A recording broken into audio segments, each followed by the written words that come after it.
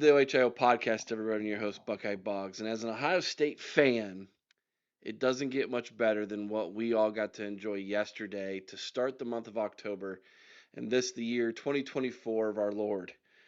As Ohio State cruises to an easy 35-7 victory over Iowa, we then get to watch the dreaded team from up north travel out west to Seattle, Washington, and watch them lose to the Huskies, an unranked opponent on the road for their second loss of the season. And to be quite honest with you, their fan base is in full meltdown. And I am here for each and every single bit of those Wolverine tears, collecting them all in my cup to drink all off season long as we enjoy every moment of what this fan base deserves after what they've tried to put our fan base through for the past 3 years of their quote unquote success under the asterisks of one Connor Stallions and the preaching and of Jim Harbaugh, who says he doesn't lie, cheat, or steal, while lying, cheating, and stealing from that fan base the entire time. Let's go to the comments, as I'm sure you're here to enjoy this with me, Buckeye fans. And if you're a fan of that team up north, please, by all means, put your comments down in the comment section below as well. I'd love to hear from you and troll you and make fun of you because you deserve it. Let's go. Let's check this out. So, this is on a Facebook page called Michigan Diehards. And this is from a post that says, "Hey, at least we have got a kicker." And they posted a comment from a tweet from Anthony Broom that says, "To sum it up, Michigan has QB problems, offensive line problems, injury problems, discipline problems, tackling problems, coverage problems, play calling problems. But other than that, dot, dot, dot, 1.2 thousand reactions, 836 comments, 183 shares as this fan base goes in complete nuclear meltdown after L number 2 to start the season." Let's start here with the comment from Mason. "There's so much to say," and he's saying this laughing out loud apparently. "It's just so much worse all around than what we're used to going to be games like this all year." Mason, did you just become a fan in 2021?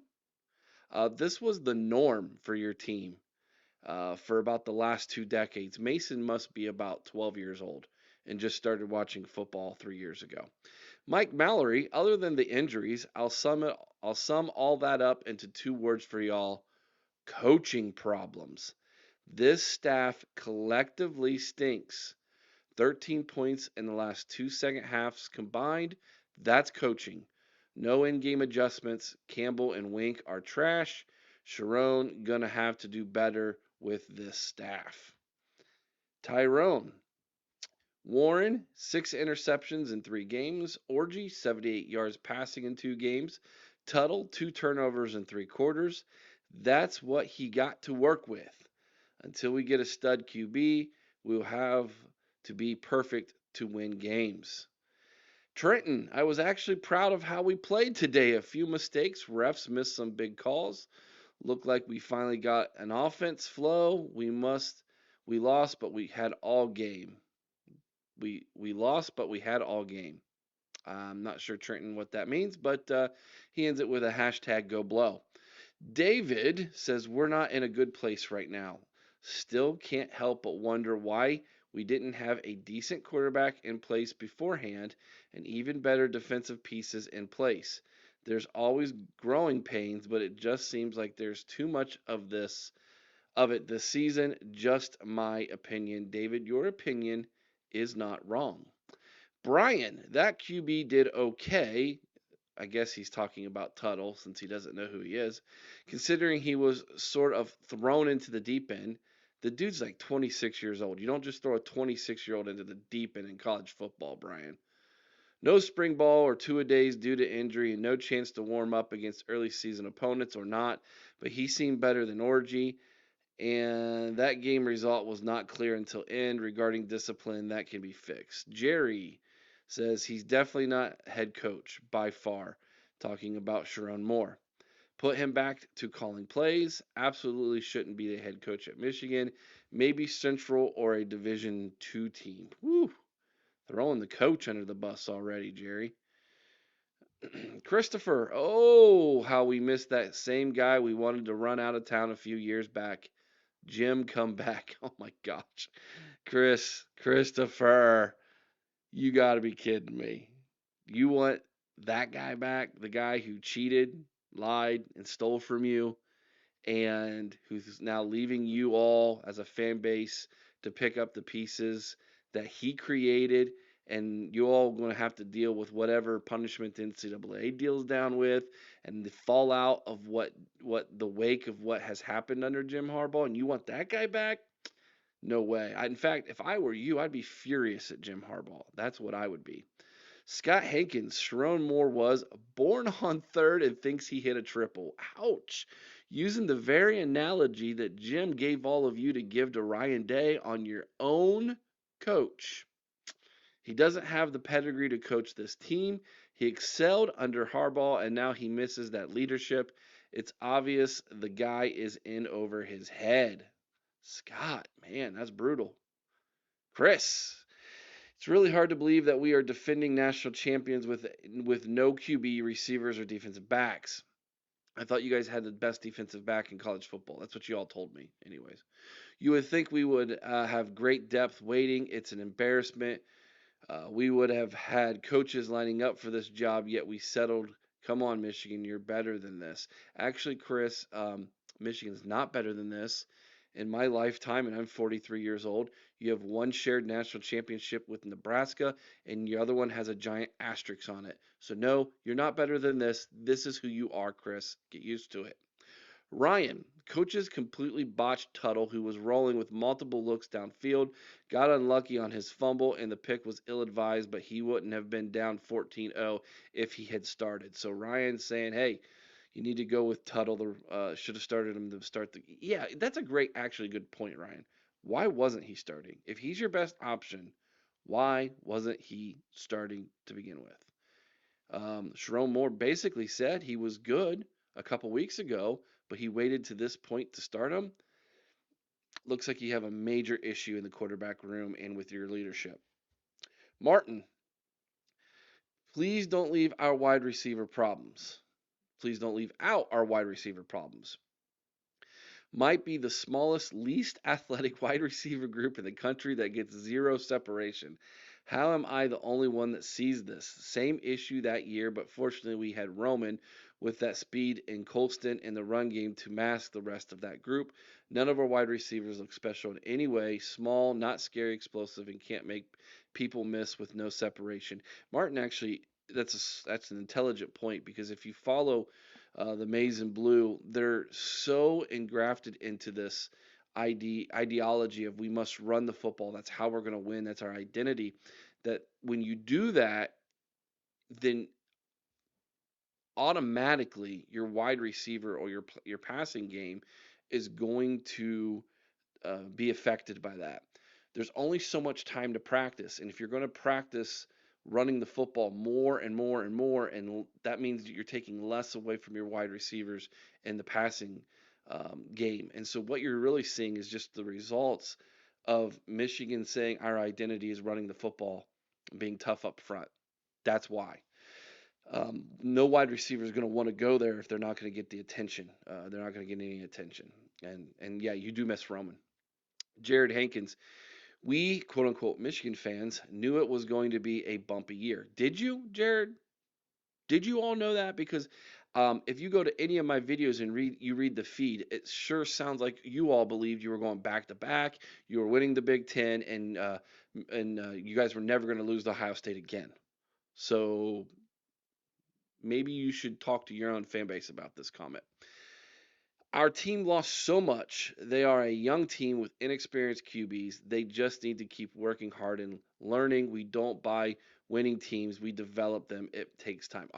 That's supposed to be a slam to Ohio State for spending $20 million in NIL. That's actually a slam on your own NIL collectives when you say that, Jared. You're actually making fun and slamming and trolling yourself, just so you know. All right, Rob. I hate to talk bad about these kids because that's what they are, is kids. But Zeke Berry is the Wolverine version of Cam Sutton, doesn't cover particularly well, and can't tackle to save his life. Okay. Travis, I think Tuttle be better than rest of them, though you can at least see him read the field more. Learn how to write, I guess, and use punctuation, Travis. I think Tuttle be better than rest of them. I think Tuttle is better than the rest of them, as in quarterbacks, although you can at least see him read the field more than the others. That would be how you would write that sentence, Travis. Michigan education, ouch. Sela says it's a QB issue. The defense is put in much worse positions and is on the field way too much. Hard to assess the run game and O line when there's no deep passing threat. This is a lost year unless Tuttle emerges. The scoring drive looked great in the second quarter, but nothing to show for after that. But it is what it is. UM won't reload like Georgia, Alabama, or OSU until they start spending like they do. Ooh, an intelligent comment there, Selah. Thank you very much. You do have one fan in your fan base who at least can read the room. Um, so about the defense being put in worse positions, if you go back and you watch the preview that Chris and I did with Zach Guggenheim, we talked about this very thing that if the offense was going to take a major step back, even though the strength of your team was the defense, particularly the defensive line, that they were gonna get spent by the end of games. They were gonna be absolutely dog tired because there was very little depth. There, that your comment speaks to that very well, Selah, and that's exactly what you guys are seeing. Mike Foster, Jim knew all the starters were leaving, so why didn't he secure a triple A QB? If you don't have that threat, the run game will never work. To add insult to injury, he takes the whole coaching department with him. Yeah, Mike. Yeah, he threw salt in your wounds, guys. I'm telling you, he's not who you all think he is. Damon, cornerbacks are too soft and give too much off the line of scrimmage. Play calling is questionable. Hopefully, Tuttle can improve. And the most concerning thing, we threw to our wide receivers twice. Our wide receivers are too soft or too short. Excuse me. UNLV has a better QB and wide receivers. How is that possible? Your identity is running the football. That's what you guys invested in. So that's how it's possible. Jim says in watching this team, it appears the majority of the veterans checked out before the season even began. For guys who have played a lot of football, there are far too many mental mistakes. The QB issue is no surprise if you follow this team closely. You can see that train was coming 2 years ago. The real question is the O-line. You have a young converted DL beating out a seasoned veteran and young right tackle beating out two highly rated veteran tackles. Something is definitely wrong with this scenario. That's an interesting one, Jim. It's an interesting comment you make. Let's dissect this a little further.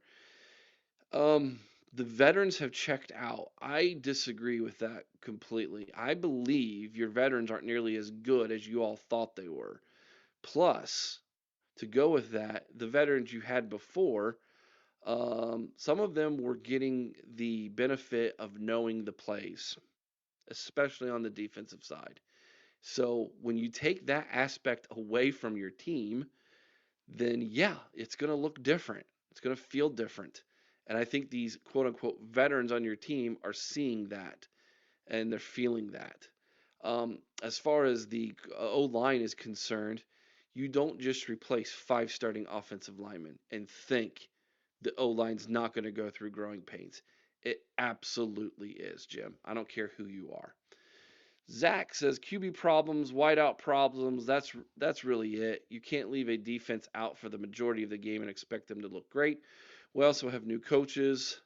The team isn't gelling as well as they have been. It'll get figured out though, and we're gonna be right back in it. But be realistic. This year might be a wash, maybe next year. But if more is who we need, it won't be much longer than that. Okay, next year's gonna be even worse for you guys. I don't unless you guys are able to hit the portal and spend NIL out the yin yang on the very best people who hit the portal. Next year's not going to be much better for you. Your depth is terrible. This is the culmination of years of lack of good recruiting classes, and now you're seeing a lack of development on top of that. Tom says the coaching staff is in over their heads. Moore is a bust as a head coach, has no answer.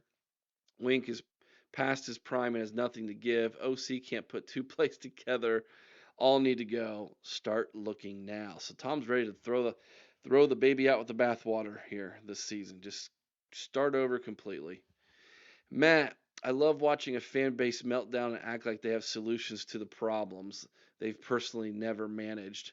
You're all not smart enough to be a Big Ten head coach, and most of you have never played college football at a high level. Just relax. Matt, just relax, man. Yeah, 4-2. Just relax. Keep relaxing, Matt, all the way to about a 7-5 record, buddy. Marty Hostetler, good to see y'all finally came to reality. We've been telling y'all this before the season started, but y'all were still riding the hype train of a flawed natty. It's good to see it finally registers with y'all. Marty must be an Ohio State fan. Way to sneak in there, Marty. Kyle, coaching problems is the main issue. It all starts at the top. You're right, starting with Ward Manuel. It's got to go higher than coaching. David, the lack of good tackling and pass defense is going to be a problem all season. They are not showing any improvement at all. Yep. Moore will not be the head coach next year. He can't be. He can't be. He doesn't know how to adjust at halftime at all. He's a first time head coach, dude. What'd you expect? Josiah, I love it. Our kicker is solid. Okay, Iowa fan. You from Iowa? I'm only checking the box for offensive play calling and tackling. The rest is dramatic. Tuttle is adequate. He led the offense on a 17-0 run for Christ's sake. Adequate. He literally just called the quarterback adequate and defended him. That's where you're at. Way to go, Kyle. Michael, Big Blue still has the natty win over Washington. Them boys came and played with a purpose this time. Hats off to them. Michigan has many of issues that needs to be addressed. A lot more football left to play. You might have the natty over them for the time being. We'll see what happens to it. Victor, how does the greatest team in football not have a quarterback? What?